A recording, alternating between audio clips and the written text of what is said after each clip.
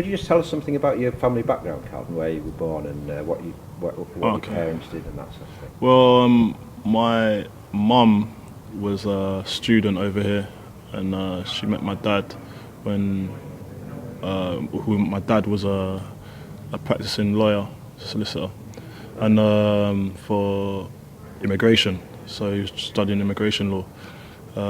They got together. My mum got pregnant with me. I was born in Croydon. Right. Then we moved to Brentford because I don't know why we moved at the time, but we moved to Brentford, so West London, and that's where I grew up in Brentford. So what was it like growing up? What sort of community was it? Well, there was a load, like, it was a bit segregated actually. It wasn't that bad, but it was segregated like black and white, and we had the Asian community as well. But it wasn't that bad growing up. The thing that brought us all together, because everyone loved football, so you had the black boys, and then you had the white boys, and you had a few Asian boys that liked playing football, and so we used to play in this place called the Pit, where everyone went to and got together, and we mixed the teams up. So it wasn't like black versus white or Indian versus white, or it was just everything was mixed. So we used to just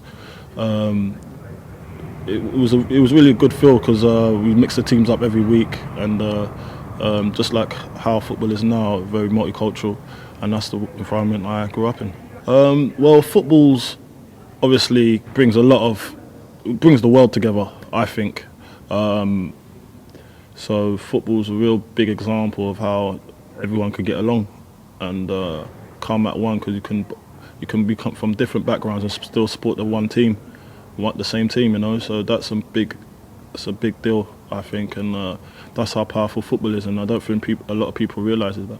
Like, I've played with all sorts of players from different countries, different African countries, different European countries, you know. So I've really grasped the fact that everybody, at the end of the day, we love the same sport, and when we are together, it's not a racial issue. It's more of how you're doing on the field, and is he a good player or not.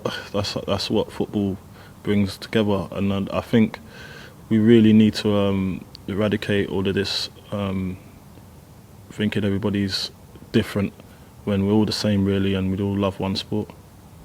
As a youngster, did you ever suffer from any racism? Do you know what? I remember one incident, but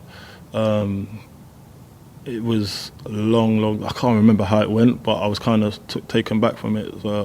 Obviously, a white kid thought he could say something bad to me.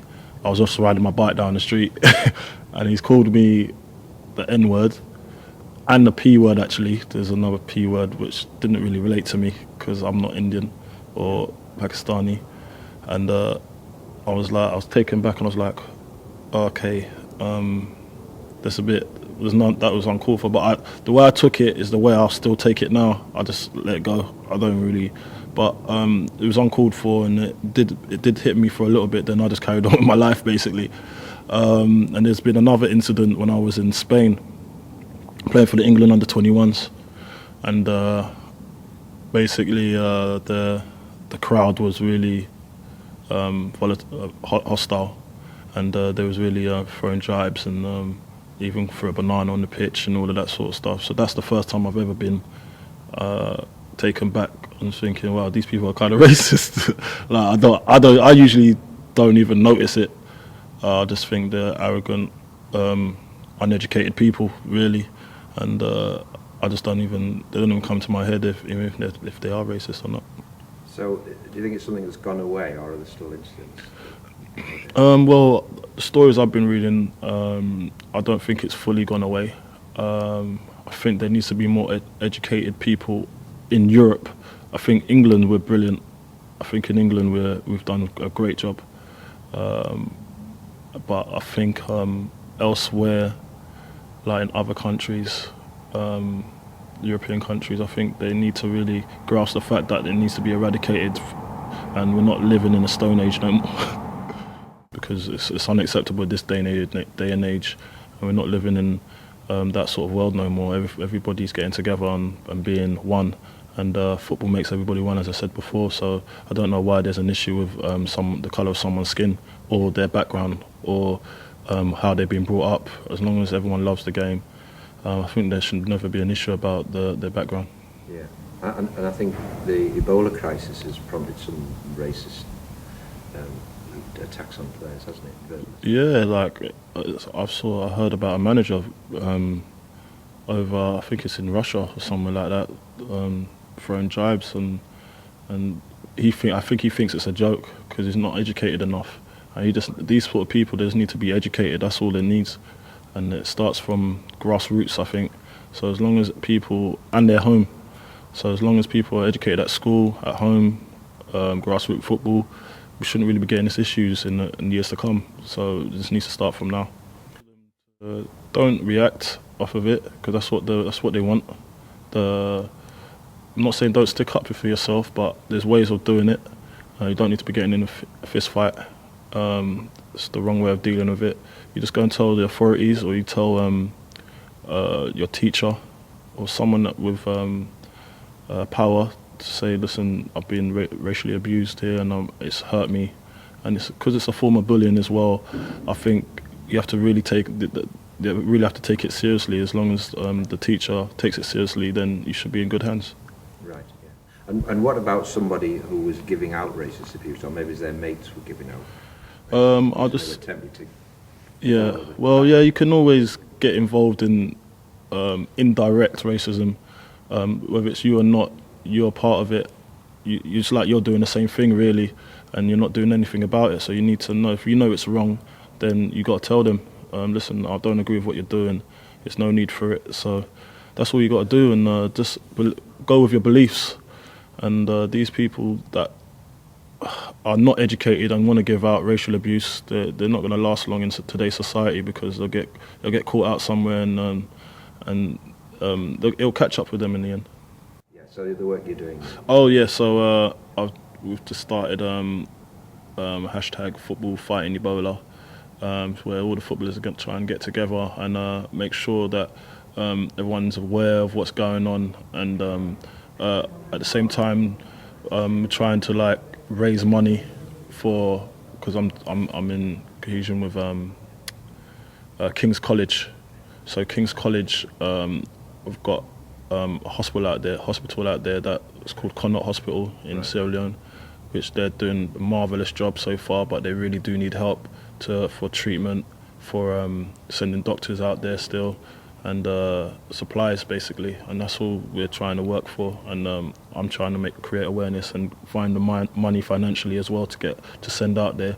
I've already sent money out there, so don't worry, people. I'm not just trying to take your money, but I think if everyone comes together and help these people that's doing a marvellous job out there and trying their best to stop this virus spreading. So that's what I'm doing out there at the moment. Yeah. And, your parents were from West Africa? Yeah, my mum's from Sierra Leone, as I said, and West Africa. My dad's from Nigeria, so it's really because it's in that area. So right now I'm trying to do this and make my mum proud as well, because I know she really she's got a lot of affiliation out there, and we've still got family there, so we need to really sort it out quick. My mum came in the 80s basically. All right. Yeah, so she was only here 1980. Yeah. Yeah. So when she came over here, then she's lived here ever since, you know. So it's been a hard road for her, because she went through a lot of. My uncle as well went through a lot of racism back then. My uncle came actually before, so he said that he used to have racist abuse hold at him, but it's got better, and he's seen the difference, how it's got better over here. So he said he used to get chased by skinheads and everything.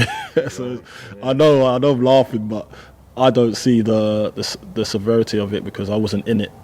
Yes. But when I see what he's got, when he says he's seen what he got, he laughs about it now, but when he was young, it was very frightening, you know. So that's a very serious subject. Yeah. I mean, do you think there's there's amount of racism now against migrants who might not be black, might be people from... Yeah, like Polish people getting it. everywhere. Like, you don't have to be black to be to get some sort of abuse, and it's a cultural thing. It's where you're from nowadays. It's just about education, really, as I said. I'm Carlton Cole. Show racism the red card.